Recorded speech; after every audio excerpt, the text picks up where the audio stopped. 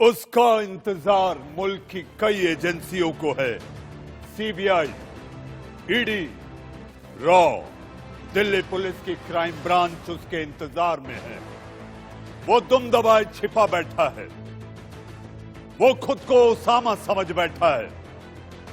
जी हां, मैं बात कर रहा हूं उस मौलाना की जो कि कोरोना के वायरस के चलते लोगों को मौत बांट रहा है, यानी कि मौत बांटने वाला मौलाना साद।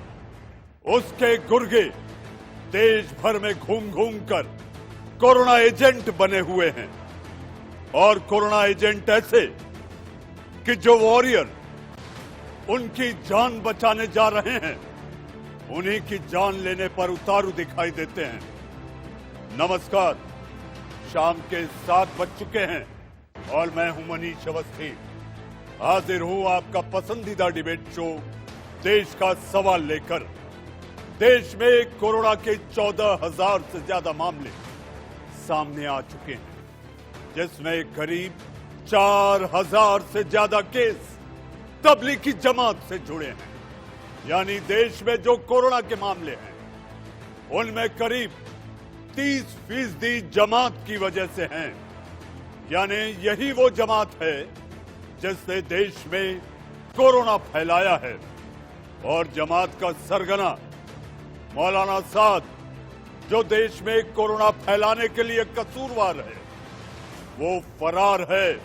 उसकी तलाश में देश के कई शहरों में दबिश चल रही है। यूपी के शहरों में, दिल्ली में, अन्य हिस्सों में साद की तलाश हो रही है, लेकिन साद फरार है। वो अब तक पुलिस के फंदे में भी नहीं आया है। किन किन शहरों में साद छिपा हो सकता है, कहां उसकी तलाश चल रही है, इसे जानने के लिए चलते हैं मेरे सहयोगी राजीव शर्मा के पास। शुक्रिया मनीष जी। जिम्मेदार है और तलाश भी इसी मौलाना साद की है। कहां कहां ये हो सकता है, यही हम आपको की ग्राफिक्स के जरिए ठीक यहां पर दिखाएंगे, और ये जानकारी आपके लिए जरूरी भी है। शामली की बात करते हैं। शामली के कांधला में मौलाना साद का फार्म हाउस है, जहां पर वो छुपा बताया जाता है। शामली 2 महीने में एक बार परिवार के साथ यहां पर जरूर आता है मौलाना साद, और यहां से भी उसके बारे में तमाम मालूमात हासिल की जा रही है। लेकिन शामली ही अकेला नहीं है। शामली के अलावा भी ये मक्कार मौलाना कई और जगह हो सकता है, जहां पर जमात को देश के 23 राज्यों में कोरोना फैलाने के लिए जिम्मेदार ये शख्स माना जाता है। और सहारनपुर की बात करें, मौलाना साद की ससुराल पक्ष के रिश्तेदार सहारनपुर में रहते हैं, लिहाजा यहां भी एजेंसीज की नजर है। साद के 2 रिश्तेदार कोरोना पॉजिटिव भी पाए गए हैं, और ये अपने आप में खास है। साद के चलते उसके अपने भी प्रभावित है, जिन्हें वो अपना कहता है। जाकिर नगर, दिल्ली का जाकिर नगर, यहां पर मौलाना साद का घर है। यहां भी एजेंसीज की लगातार नजर है। परिवार के साथ जाकिर नगर में ही मौलाना साद रहता है। जाकिर नगर में मौलाना साद के छुपे होने की अभी भी आशंका है, लगातार नजर बनी हुई है। ये वो मौलाना साद है जिसकी जिम्मेदारी थी आगे आकर इन तमाम चीजों को रोकने, साफ करने की। वो छुपा हुआ है। पुलिस और परिवार के लोगों से पुलिस लगातार पूछताछ कर चुकी है, नजर बनाई हुई है। कभी क्वारंटीन की बात कहता है, कभी आइसोलेशन की बात कहता है। ओखला, दिल्ली का इलाका जहां मौलाना साद के कई रिश्तेदार रहते हैं, यहां पर भी इस शख्स के छुपे होने की आशंका पुलिस जता रही है और लगातार नजर बनाए हुए है। किसी रिश्तेदार के यहाँ छुपा हो सकता है। सवाल यहाँ पर यह है कि जो लोग उसे छुपा रहे हैं, जो लोग उसे पनाह दे रहे हैं, ये लोग कौन हैं जो इस पूरी बीमारी की गंभीरता को नहीं समझ रहे। लेकिन हरियाणा का मेवात यहाँ पर और खास जगह हो जाता है, जहां पर मौलाना साद के कई परिचित और रिश्तेदार रहते हैं, और यहां भी शक जताया जा रहा है कि यहां से उसके कनेक्शन मिल सकते हैं। दिल्ली से मेवात जाने की भी इस मौलाना साद की खबरें आई थी। तो ये तमाम जगह ऐसी हैं जहां जहां दबिश दी जा रही है, जहां जहां कंट्रोल करने की कोशिश की जा रही है तमाम जानकारियों को, और ये जानने की कोशिश कि यहां पर ये शख्स हो तो सकता है कि नहीं। मनीष जी, बहुत बहुत धन्यवाद राजीव आपका। जमात को देश के 23 राज्यों में कोरोना फैलाने के लिए कसूरवार माना जा रहा है। दिल्ली के 63% मामले इसी समाज के कारण देखे गए हैं। देखिए संवाददाता रजत राकेश टंडन की ये रिपोर्ट। कोरोना से लड़ रहा था, लेकिन आप जान के हैरत में पड़ जाएंगे कि आखिर तबलीगी जमात और मरकज में रह रहे लोगों ने भारत को कितना नुकसान पहुंचाया है। इस वक्त जो टोटल फिगर्स है कोरोना की, उसमें 4300 वो लोग पीड़ित हैं जो मरकज में थे और जो लोग तबलीगी जमात के देश में कोने कोने तक गए थे। तबलीगी जमात और उनसे फैला इंफेक्शन से अगर काउंट किया जाए तो 4300 लोग देश में ऐसे हैं जिनको कोरोना तबलीगी की वजह से डायरेक्ट या इनडायरेक्ट वे में मिला है। देश के ऐसे 19 राज्य हैं जहां तबलीगी समाज की वजह से कोरोना वायरस पहुंचा है या फिर वहां कम था। जो बढ़ी हुई फिगर्स है वो तबलीगी समाज की वजह से। आसाम और कुछ ऐसे राज्य हैं जहां 90% केसेस तबलीगी समाज के द्वारा हुए। ये मेरे सहयोगी रजत राकेश टंडन बता रहे थे कि आखिर तबलीगी जमात ने जो देश में कोरोना के नाम पर वायरस बांटा है, इसके यही कसूरवार हैं। और सरकार ने भी साफ किया है कि 30% मामले जो देश में आए हैं, जो देश में कोरोना पॉजिटिव मरीजों के बढ़े हैं, उसके पीछे कोई और नहीं, मरकज में शामिल हुए तबलीगी जमात के लोग हैं। जी, देश के सामने कोरोना के मामले आए, उसमें करीब 1/3 मामले मरकज में जमात के कारण सामने आए। ऐसा हम नहीं कह रहे, यहां आंकड़े बयान कर रहे हैं। पर जो तबलीगी जमात के जो संक्रमित व्यक्ति हैं उनका बता दीजिए। और दूसरा सवाल यह है गृह मंत्रालय से कि आखिर उनको ढूंढने में पुलिस विफल क्यों हो रही है, और खासतौर पे दिल्ली की पुलिस जो गृह मंत्रालय के अधीन है वो 7 को अभी तक नहीं ढूंढ पाई। उनको क्वारंटाइन करना कितना जरूरी है सब जानते हैं आप। डेली बोलते हैं क्वारंटाइन होना चाहिए, और तबलीगियों को ढूंढने में पुलिस बिल्कुल विफल हो रही है। सर, मैंने इससे पहले आपको नंबर बताया था, 4291 cases link with the event are noted.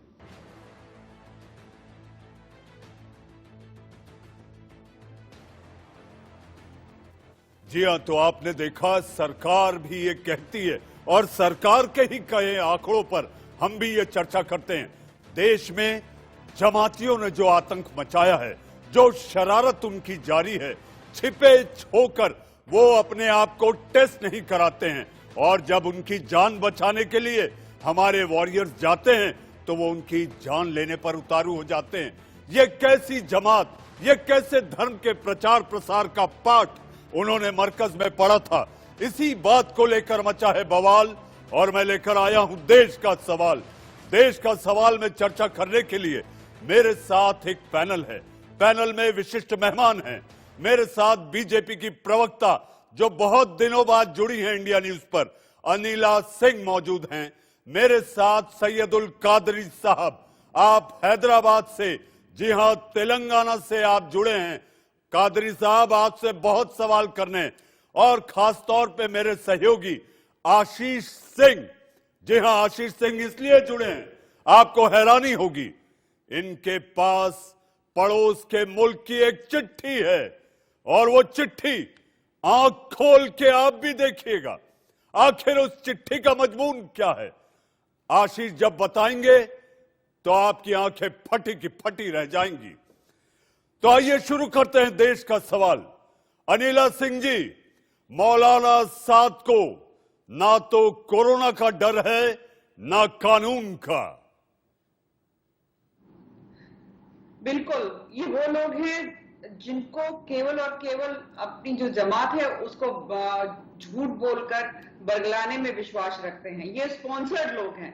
ये लोग जो है विज्ञान जो है उसको ऊपर न रखते हुए शायद अपने लोगों को बहलाकर फुसलाकर और अपने धर्म का प्रचार करने में विश्वास रखते हैं। या मैं ये कहूं कि किसी एजेंडा के तहत ये एक ह्यूमन बॉम्ब्स को तैयार कर रहे थे, और हमारे समाज में, हमारे भारत में, और खुद इनके लोगों के बीच में वो उन लोगों को छोड़ रहे थे। तो मौलाना साहब अकेले नहीं हैं। मौलाना साहब जैसे बहुत सारे लोग हैं, और मौलाना साहब जैसे लोग हमारे टीवी पैनल्स पर भी बैठ के लगातार बहस करते हैं और एडवोकेट करते हैं ऐसे लोगों के लिए, जो कि कंडेम करना चाहिए कि जो कुछ कर रहे हैं बेहद गलत कर रहे हैं। अनिला सिंह जी भी गलत कर रहे हैं, समाज के लिए भी गलत कर रहे हैं। अनिला सिंह जी, आप कह तो रही हैं कि कंडेम होना चाहिए। सरकार आपकी, एजेंसियां आपकी, पुलिस स्टेशन के बाजू मरकज लगती है, एमसीडी की जगह पर उसकी एक मरकज की इमारत बन जाती है जो कि अवैध है। सरकार को कुछ नहीं पता, सरकार को सारी बातों की जानकारी है, मौलाना साद आखिर गुम कहां है अनिला जी? नहीं, देखिए, कोई गुम नहीं है। और आपको लगता है कि हमारे देश की पुलिस जो है वो इतनी निकम्मी और नाकाम है कि उसे ये नहीं पता होगा कि मौलाना साद जैसा व्यक्ति कहां पर है, कहां नहीं है। परंतु मुझको ये लगता है कि हर विषय को सामने लेकर आना आवश्यक नहीं होता है। और हमने ये देखा भी है, जैसे शुरुआत में कुछ चैनल्स ने चलाया था कि पुलिस जो 2 कदम पे रहती है मरकज से, और उन्होंने कोई बात नहीं करी इन लोगों से। वो वीडियो भी सामने आया था कि किस प्रकार से उनको समझाया जा रहा था, डांटा जा रहा था कि आप ऐसा ना करें और जितने भी लोग हैं उनको वापस भेजें। परंतु और जहां तक बिल्डिंग का विषय आया है, वो 1 दिन में या 4 साल में तो नहीं खड़ी हो गई ना। ये तो सवाल जो सरकारें वहां पर हैं या रही हैं उनसे पूछने का है। हम कुछ भी बोलते हैं तो ये कह दिया जाता है कि भारतीय जनता पार्टी जो है वो हमेशा खिलाफ बोलती है। हम खिलाफ नहीं बोलते, हम केवल और केवल राष्ट्र यानी अनिला की बात करते हैं। और जी, अनिला जी, ये मान लिया जाए कि अगर वो इमारत अवैध है तो बुलडोजर जरूर चलेगा, ये मान लिया जाए?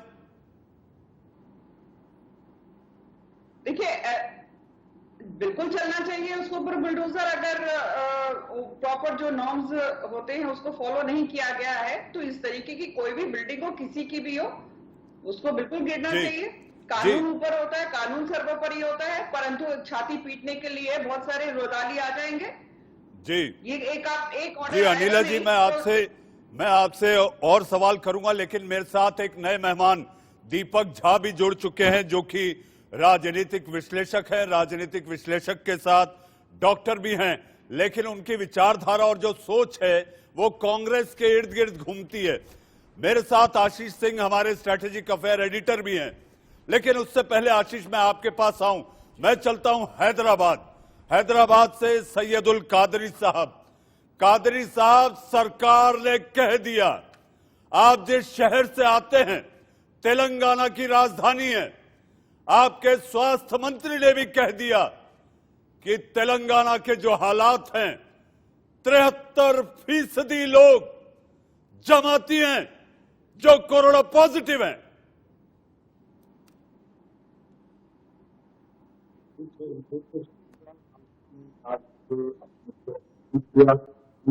साहब, आपका इंतहा में हिंदुस्तान की जो सलाम थी उसकी तहत और आपके के लिए और इस सलामती के लिए जिम्मेदार है, जैसे कि नरेंद्र मोदी साहब की हुकूमत जिम्मेदार है और बहैसियत प्राइम मिनिस्टर ये उनकी जिम्मेदारी होती है कि तमाम हिंदुस्तानियों की जानो माल की हिफाजत हो। और जहां तक ये कोरोना वायरस का जो वाकया चला, इसके अंदर जो है मरकज में तबलीगी जमात के मरकज में 13 से 15 मार्च तक इज्तिमा चलता रहा और लॉकडाउन भी नहीं हुआ था, जनता कर्फ्यू भी नहीं लगा था। 18 मार्च को सबसे पहले तेलंगाना की हुकूमत थी जिन्होंने इंडोनेशियन सिटीजन को करीमनगर में टेस्ट किया, उनको सिम्टम्स पाए, के साथ में 8 और लोग उनको भी चेकअप किया, पाया कि इंडोनेशिया के 7-8 लोग वायरस कोविड-19 पॉजिटिव और उनको इमीडिएट गांधी हॉस्पिटल शिफ्ट कर दिया गया। आप बताइए अवस्थी साहब कि 18 मार्च से लेके 28 मार्च तक हुकूमत हिंद ने मरकज पे न कोई एक्शन लिया, न मरकज के ऊपर जाकर लोगों को ये इत्तला दी कि आपके लोगों में कोरोना वायरस है, बल्कि मरकज जो है मध्य प्रदेश में हुकूमत गिराकर अपनी हुकूमत बनाने में लगी हुई रही और पार्लियामेंट सेशन चलाती रही और लोगों को ये खतई जो है कोरोना वायरस की तरफ तवज्जो नहीं दिलाई। इसमें सरासर मरकज की गलती से ज्यादा गलती है मरकजी हुकूमत की। तो मरकजी हुकूमत ने अपने फेलियर को छुपाने के लिए आज जो है तबलीगी जमात के ऊपर सारा जो है टीका कादरी साहब, मैं आपको इत्मीनान से सुन रहा था, मैं आपकी खैरियत और कैफियत को समझने की कोशिश कर रहा था कि आखिर इतने बड़े सवाल पर आपकी सोच में आप इस देश की कैफियत के लिए क्या बोलेंगे, इसलिए मैं शांत बैठा था। आपने हुकूमत पर उंगली उठाई, ये वही मोहम्मद साद है जो अपने ऑडियो रिलीज में कहता है कि आप मस्जिदों में छिपे रहें, आप कहते हैं हुकूमत की गलती है। देखिए, जहां पर जो है कोई शख्सियत का मामला आया तो शख्सियत अहमियत नहीं रखती। हाँ, जो मौलाना साद ने जो बयान दिया उसके बारे में मैं कहूंगा कि ये हुजूर अकरम सल्लल्लाहु अलैहि वसल्लम की तालीमात के खिलाफ है।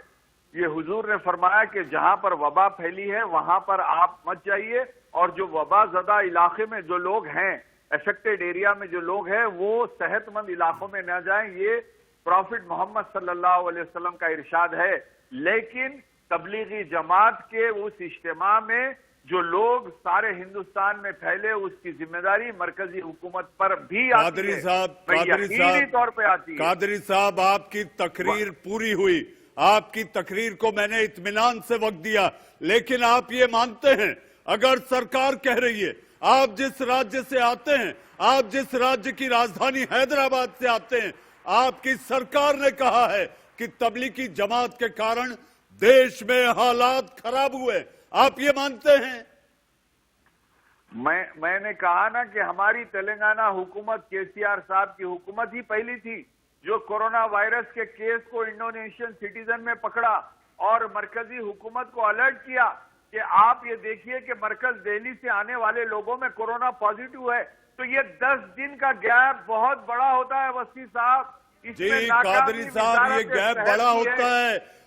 मरकज से जमाती अलग अलग शहरों में जाकर गांव-गांव, गली-गली, मस्जिदों में छिप जाते हैं, उनसे आग्रह किया जाता है, उनसे कहा जाता है कि आप बाहर आइए, लेकिन वो नहीं आते, अपने रिश्तेदारों के पास जाकर छुपते हैं, उन्हें कोरोना बांटते हैं, लेकिन वो बाहर जांच के लिए नहीं आते। आप रुकिए, मेरे और सवाल हैं। आशीष सिंह, इस समय देश लाखों करोड़ों लोग इंडिया न्यूज देख रहे हैं, आपके पास क्या है उस नापाक मुल्क की चिट्ठी? आप भी जरा दिखाइए, बताइए। यहां लोग तबलीगी जमात पर कहने से कतराते हैं, वो तो इस्लामिक मुल्क है।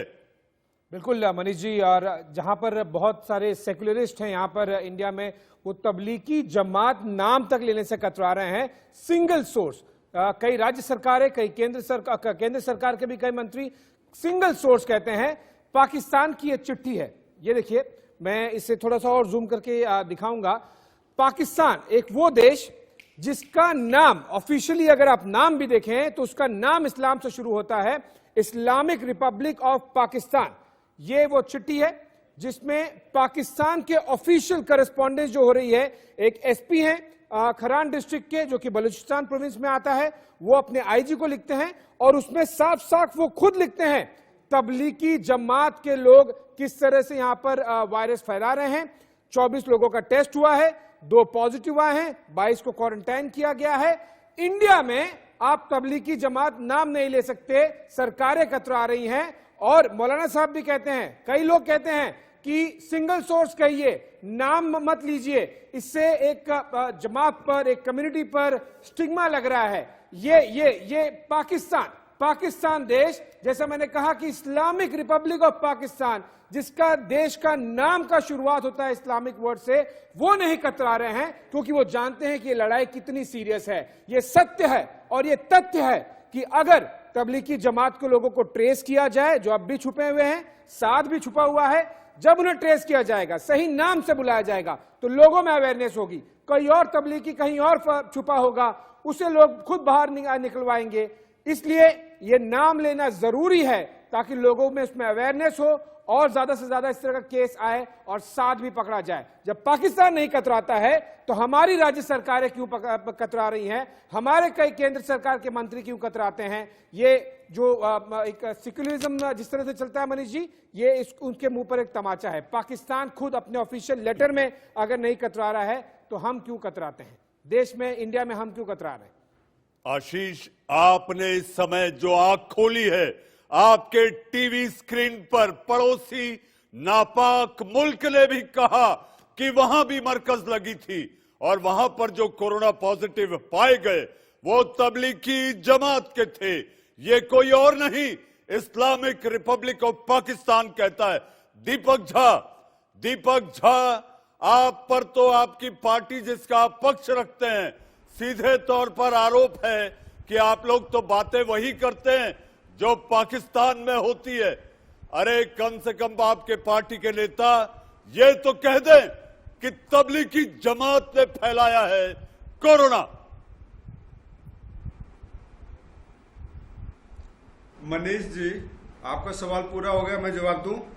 आपको बोलने के लिए बुलाया गया है। ठीक है मनीष जी, ये बताइए क्या तबलीगी जमात कोरोना को लेकर इंडिया में आया था? पहला सवाल। दूसरा सवाल, क्या सरकार को पता था कि मरकज में जितने तबलीगी जमात के लोग हैं इनको कोरोना वायरस हो रखा है और सरकार ने उनको मूव ऑन करने की इजाजत दिया दिल्ली से? दूसरा सवाल। तीसरा सवाल मैं करता हूं, कल कर्नाटक में, कल परसों वहां के एक मंत्री हैं, भीड़ इकट्ठी कर देते हैं राशन बांटने के नाम पे। चौथी बात मैं बोलता हूं, बच्चों को राजस्थान से लाने के नाम पे आप 1000 बसों भेज देते हैं और किस कदर बस में सोशल डिस्टेंसिंग का उल्लंघन हुआ है आप लोगों ने दिखाया है। तो ये सारे सवाल किस तरह के हैं? आप किसी वर्ग विशेष को धर्म से जोड़ के मत देखिए, इसको आप लापरवाही, सरकार का निकम्मापन, सरकार को हिंदू मुस्लिम बनाने का पूरा वक्त दिया गया। दीपक झा, मेरा आपसे सीधा सवाल है। सवाल ये था कि आशीष सिंह ने जो चिट्ठी दिखाई वो पाकिस्तान की चिट्ठी है। आप लोग क्यों कतराते हैं तबलीगी जमात का नाम लेने में? सियासत छोड़ दीजिए। मनीष जी, आपके साथ देश के सवाल में मैं देश के साथ खड़ा हूं, डंके की चोट पे कहता हूं, तबलीगी जमात को आप गोली मार दीजिए, इनको कार्यवाही करिए, जेल में डालिए, आतंकवादी संगठन घोषित करिए। दीपक झा, आप पे फतवा जारी हो जाएगा। क्यों नहीं रहे हैं? दीपक झा, आप पे फतवा जारी हो जाएगा। सैयदुल कादरी साहब हैं, आप पे फतवा जारी हो जाएगा। आप गोली मारने की बात कर रहे हैं। हम तो बोली से ये सवाल उठाते हैं तो हमको धमकियां मिलती हैं। आपको फतवा जारी हो जाएगा दीपक झा। मनीष जी पूरी बात तो चाहिए, सुनिए। मैं देश के लिए अपनी गर्दन भी कटा दूंगा, लेकिन ये तबलीगी जमात है क्या? तबलीगी जमात को भारत सरकार ने हिंदू मुसलमान होने में मददगार साबित किया। ये जो मौलाना साहब है कहाँ छिपा हुआ है? भाजपा सरकार क्यों ढूंढने में नाकामयाब है? अनिला सिंह यहाँ बैठ के पुलिस को निकम्मी कह रही है, मैं कहता हूं हमारे गृह मंत्री निकम्मे हैं, भारत सरकार निकम्मी है। आप मौलाना साद को पकड़ नहीं पा रहे हैं। मौलाना साद का मैं संबंध बताता हूं क्या है। मौलाना साद आपको गल्फ कंट्रीज में मीटिंग ऑर्गेनाइज करने में मदद करता है। आपके पास कोई प्रमाण है दीपक झा? आपके पास कोई प्रमाण है? और पाकिस्तान के अंदर भी इनकी जड़ें फैली हुई हैं। तो जमीती है, जैसे आसाराम बापू का संगठन पूरे हिंदुस्तान के साथ साथ विश्व में फैला है। दीपक झा बात को भटका रहे हैं। आपके पास कोई प्रमाण है? अनिला सिंह जी, दीपक झा कह रहे हैं कि आपके जो भी पार्टी के इवेंट होते हैं वो मिडिल ईस्ट और दुबई में वो मौलाना साद के जरिए होते हैं। ऐसा है, पहली बात तो दीपक झा को अपने कान खोलकर पैनल पर बैठना चाहिए था। अभी इन्होंने मेरे ऊपर आरोप लगा दिया कि मैंने कहा कि पुलिस निकम्मी है। तो दीपक झा जी, पहली बात तो आपकी जानकारी के लिए मैं बता दूं, मैं एक पुलिस अधिकारी की बेटी हूं। तो पुलिस का ये सोचना भी कि पुलिस निकम्मी हो सकती है, मेरे लिए एक बेहद बुरा सपना हो सकता है। तो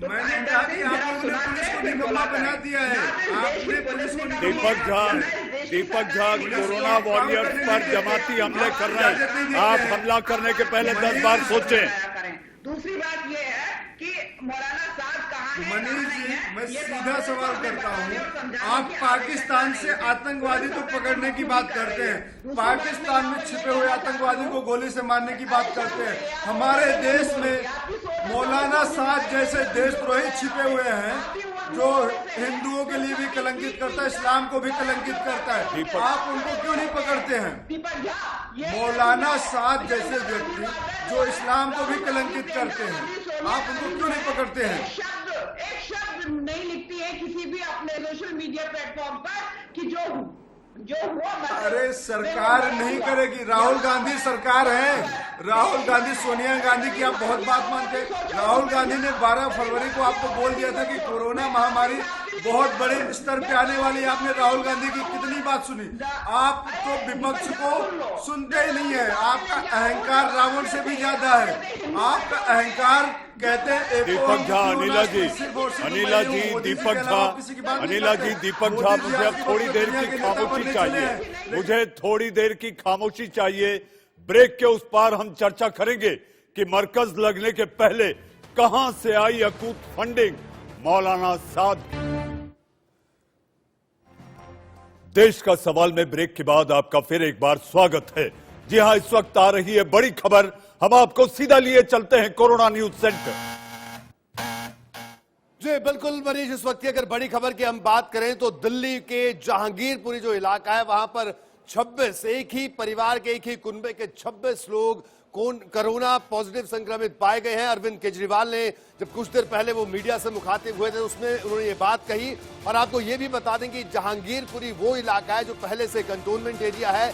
दिल्ली में कुल 71 इसी तरह के जोन है जहां पर पूरी तरह से आवाजाही पर रोक लगाई गई है, लेकिन बावजूद इसके लोग एक दूसरे के घरों में जा रहे हैं। क्योंकि जहांगीरपुरी की अगर बात करें, वहां की अगर भौगोलिक परिस्थितियों की बात करें तो घर एकदम साथ साथ सटे हुए घर हैं, जो गलियां हैं बहुत संकरी हैं। तो वहां से ये खबर आ रही है। और आपको बता दें कि जैसे ही ये खबर आई और अरविंद केजरीवाल ने जिस तरह से मीडिया को भी जब इस बात की जानकारी दी तो पूरा जो प्रशासनिक अमला है वो एक बार फिर हरकत में है। और पूरे जहांगीरपुरी इलाका है जो कि पूरे का पूरा कंटोनमेंट एरिया है, उस पूरे इलाके में गहन और सघन पूछताछ भी की जा रही है, छानबीन भी की जा रही है। और साथ ही साथ इस बात का भी पता लगाया जा रहा है कि जो 26 लोग हैं कि इनका संपर्क और किन किन लोगों से हुआ है। लेकिन बड़ी बात यह है कि जो इस तरह की खबरें, एक तरफ जिस तरह से कुछ राहत भरी खबरें देश भर से आ रही हैं, दिल्ली से आ रही हैं, लेकिन इस तरह की जब खबरें आती हैं तो जो सुधार, थोड़ा सा सुधार होता है, एक बार फिर से हम 4 कदम पीछे हो जाते हैं। रोहित, आपकी इस जानकारी के लिए बहुत बहुत धन्यवाद। जी हम लौटते हैं अपनी बहस की ओर और मेहमानों का वो पैनल लगातार बना हुआ है। आशीष सिंह, अनिला सिंह, दीपक झा और सैयदुल कादरी साहब। सैयदुल कादरी साहब, आपने पाकिस्तान की वो चिट्ठी जिसको हमने अभी दिखाया, आपने उसे देखा। आशीष सिंह ने जो समझाया वो आपने सुना। अब क्या कहेंगे आप?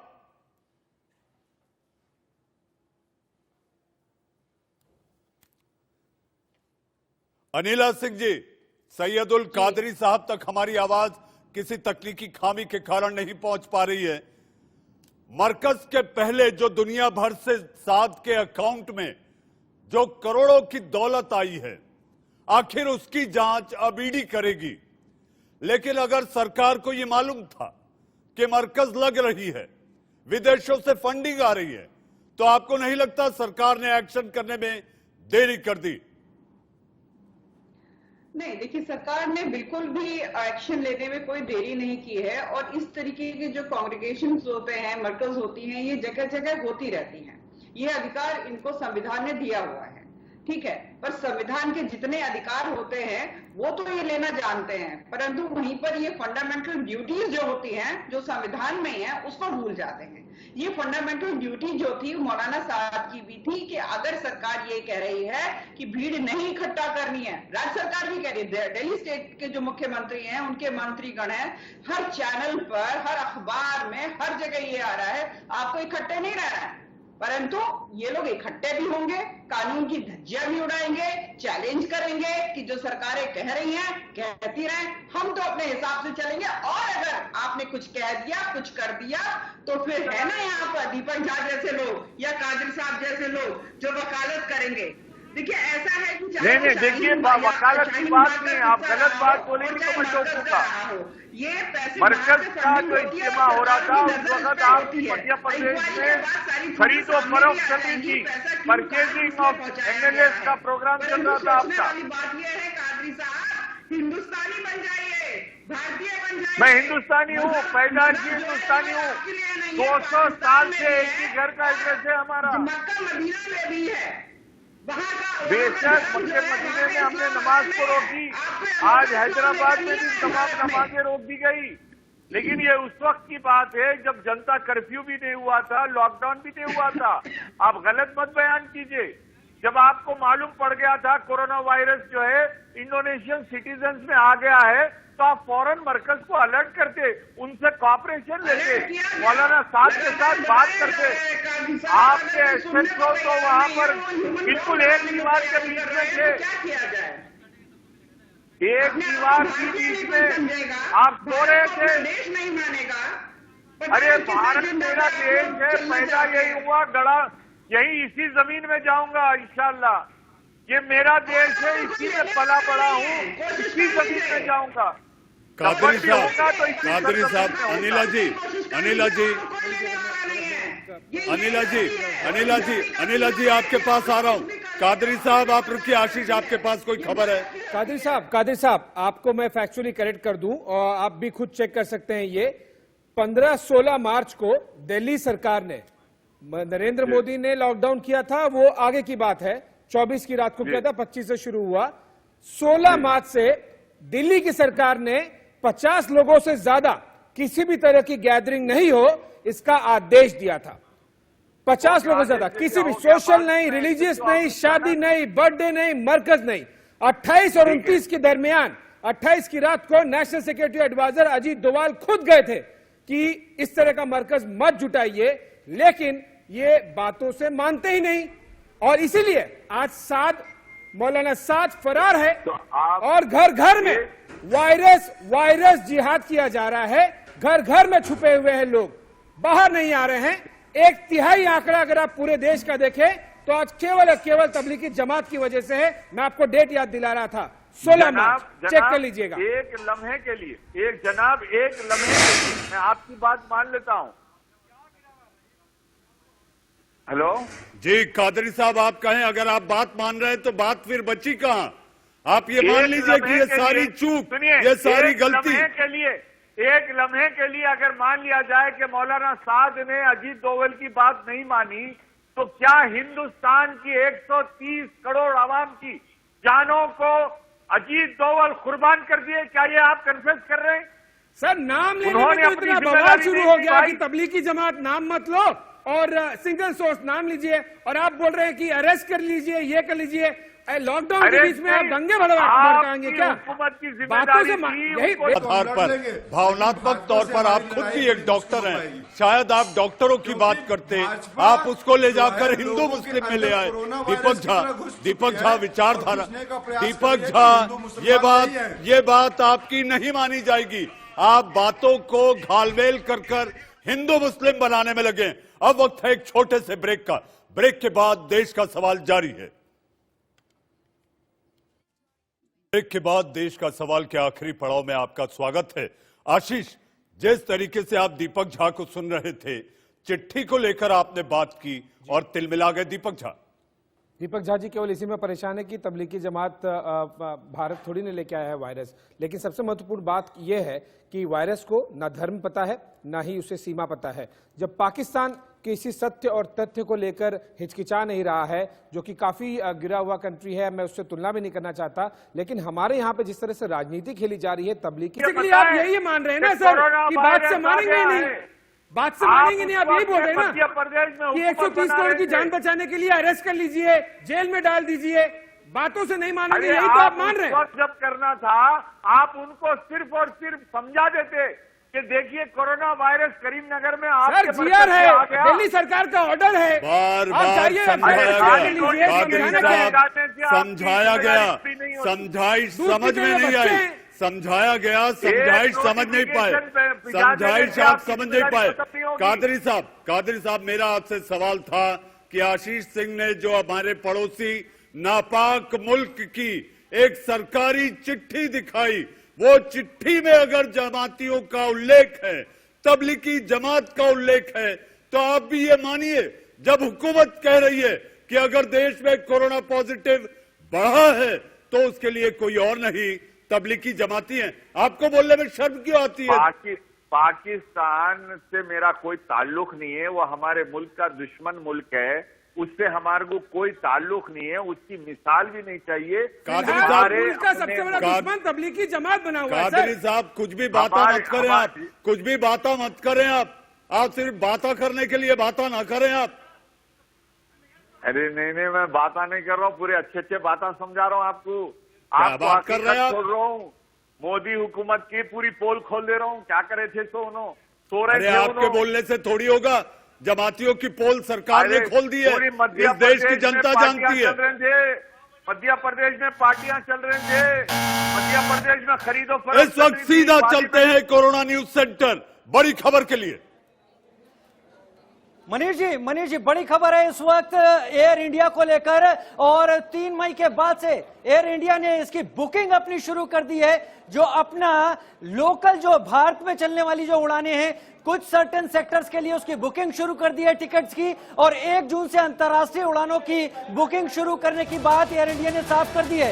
इसके साथ कुछ प्राइवेट एयरलाइंस ने भी ऐसा करना शुरू कर दिया है। तो कहीं बहुत भारत में जो पिछले कुछ दिन से ट्रेंड नजर आ रहा है, लोग अब ज्यादा ठीक हो रहे हैं, जो ग्रोथ रेट है वो घटा है पूरे के पूरे इस बीमारी के बढ़ने का। तो उसको देखते हुए एक तरीके से अनुमान और कयास लगाए जा रहे हैं कि एविएशन सेक्टर से बहुत बड़ा नुकसान होता हुआ दिखाई पड़ रहा है, वो अब पूरी तरह से कमर कस चुका है। 4 मई से शुरुआत हो जाएगी और 1 मई से अंतर्राष्ट्रीय उड़ानों की बुकिंग 1 जून से शुरू करने की बात एयर इंडिया ने साफ कर दी है, बुकिंग शुरू कर दी है। हालांकि जो बुकिंग इस बीच के दौरान की थी उसके लिए एयर इंडिया क्रेडिट रिफंड दे रहा है और कैश रिफंड की भी बात कर रहा है। एक दिन की जो एयर इंडिया की आय कहें 60 से 65 करोड़ की होती है, लेकिन अगर एयर इंडिया यह तैयारी कर रहा है तो इशारा समझा जा सकता है। राजीव दर्शकों की जानकारी के लिए न केवल एयर इंडिया बल्कि जब राजीव ये खबर ब्रेक कर रहे थे तो मुझे एक ब्रेकिंग खबर आई कि इंडिगो ने भी अपनी बुकिंग शुरू कर दी है और उन्होंने तो सैनिटाइजेशन की तैयारियां तक आगे बढ़ाना शुरू कर दिया है, तमाम इंतजामात को लेके कि आखिर देश में जब घरेलू उड़ान आगे बढ़ेंगी, जब घरेलू उड़ान भरेंगी तो इन एयरलाइंस की तैयारियां क्या होंगी। वापस लौटते हैं अपनी बहस की ओर। दीपक झा, सबसे बड़ी समस्या ये जमातियों से जो आ रही है वो ये कि महिला कर्मी जाती हैं, स्वास्थ्य कर्मी जाती हैं, उन पर अश्लीलता करना, उन पर हमले करना, पेशाब की बोतल फेंकना, खाना दो तो खाना नहीं खाना, टेस्ट करने जाओ तो टेस्ट नहीं करना, सिगरेट मांगना, बिरयानी चाहिए, ये कैसे जमाती हैं? मनीष जी, मैंने पहले ही कहा है जमाती नहीं है, जमातियों के नाम पे कलंक है, लेकिन ये इस्लाम भी नहीं है, इस्लाम के नाम पे भी कलंक है। ऐसे लोगों पे कड़ी कार्रवाई करना चाहिए, लेकिन सरकार की मंशा को समझिए। सरकार ने क्या किया, इन जमातियों को, मरकज वालों को इस्लाम के नाम पे थोप दिया कि यही इस्लाम है, यही जमात है, यही तुम्हारा इस्लाम है। सरकार ने एक गलती किया। अगर सरकार ने इसको जब मोदी जी कहते हैं 135 करोड़ का देश है, तो आप 135 करोड़ के देश में कैसे इसको जमात को इस्लाम कह देते हैं? आपकी गलती है भाई साहब, सरकार की गलती है। सरकार ने इसको धर्म के आईने में चश्मा लगा के देखा। अनिला जी यहाँ पे बैठ के कहती है मैं पुलिस वाली की बेटी हूँ, ऐसा है फलाना ढिमका। आप कहने को कुछ भी कहिए, लेकिन आप लोग देशभक्ति के नाम पे हिंदू मुस्लिम बरगलाते हैं। आप एक इतनी बड़ी गलती करने जा रहे हैं जो शायद मरकज से भी बड़ी गलती है कि आप दीपक झा, मुझे लगा था दीपक झा, मुझे लगा था कि मानवीय पक्ष के आधार पर, भावनात्मक तौर पर आप खुद भी एक डॉक्टर हैं, शायद आप डॉक्टरों की बात करते, आप उसको ले जाकर हिंदू मुस्लिम में ले आए। दीपक झा विचारधारा, दीपक झा ये बात आपकी नहीं मानी जाएगी। आप बातों को घालमेल कर हिंदू मुस्लिम बनाने में लगे। अब वक्त है एक छोटे से ब्रेक का। ब्रेक के बाद देश का सवाल जारी है। ब्रेक के बाद देश का सवाल के आखिरी पड़ाव में आपका स्वागत है। आशीष, जिस तरीके से आप दीपक झा को सुन रहे थे, चिट्ठी को लेकर आपने बात की और तिलमिला गए दीपक झा। दीपक झा जी केवल इसी में परेशान है कि तबलीगी जमात भारत थोड़ी ने लेके आया है वायरस, लेकिन सबसे महत्वपूर्ण बात यह है कि वायरस को ना धर्म पता है ना ही उसे सीमा पता है। जब पाकिस्तान किसी सत्य और तथ्य को लेकर हिचकिचा नहीं रहा है, जो कि काफी गिरा हुआ कंट्री है, मैं उससे तुलना भी नहीं करना चाहता, लेकिन हमारे यहाँ पे जिस तरह से राजनीति खेली जा रही है तबलीगी जमात के नाम पर, वो बंद होनी चाहिए, क्योंकि ये सत्य और तथ्य के आधार पर है और सीधा सीधा नाम हो, ना ही सिंगल सोर्स हो, ताकि लोगों में अवेयरनेस फैले और उन लोगों को बिल की तरह जो बिल में घुसे हुए उन्हें बाहर निकाला जाए। सैयदुल कादरी साहब, आपको पता है मौलाना साद कहां है? देखिए, मौलाना साद साहब के बारे में मैं एक शेर कहूंगा कि हम जो कहते हैं तो होते हैं खामोश, उनसे बातें हैं और इशारे। देखिए, हुकूमत के जफर सुरेशवाला साहब जो बीजेपी के चहीते हैं, वो उनसे फोन पे गुफ्तगू करते हैं और जो है अपने अजीत डोवल साहब की उनकी पूरी मुलाकात भी हुई है और तमाम मीडिया कह रहा है कि वो जाकिर नगर में कहीं हैं। तो ये देखिए मैं तो क्वारंटाइन पूरा हो गया तो बाहर आ जाना चाहिए ना कादरी साहब। क्वारंटाइन पूरा हो गया है, पहले तो आड़ ली आपने क्वारंटाइन की, अब वो समय भी पूरा हो गया। कादरी साहब आप बोलने से बच रहे हैं साहब, आप ऐसी बात मत करो जो लोगों को ना पचे। आप ऐसी बात, अनिला सिंह जी लास्ट 10 सेकेंड्स, आखिर सरकार अपनी नीयत साफ करे और मौलाना साहब किस बिल में है उसे ढूंढ निकाले। देखिए, सरकारों की नीयत बिल्कुल साफ है। आज की तारीख में चाहे केंद्र सरकार है चाहे राज्य सरकार है, सब मिलकर कोरोना के साथ युद्ध लड़ रही हैं। दूसरी बात यह है कि सबसे जी बड़ी अनिला जी मुझे देश का सवाल खत्म करना है, लेकिन खत्म करने से पहले अल्बर्ट आइंस्टाइन ने एक बात कही थी। उन्होंने कहा था कि अगर आप चाहते हैं कि जमाना आपको चाहे, आपको प्यार करे, तो आप जिंदा दिल बनिए। मौलाना साहब, बुज़दिली से काम नहीं होगा। अगर जिंदा दिल हो, अगर तुम्हारे मन में कपट नहीं है तो बाहर आओ। देश का सवाल में आज इतना ही। दिन भर की खबरों के पिटारे कोरोना समाचार और कोरोना अपडेट को लेकर आएंगे मेरे सहयोगी रोहित पुनेठा, आंख कान खोल के।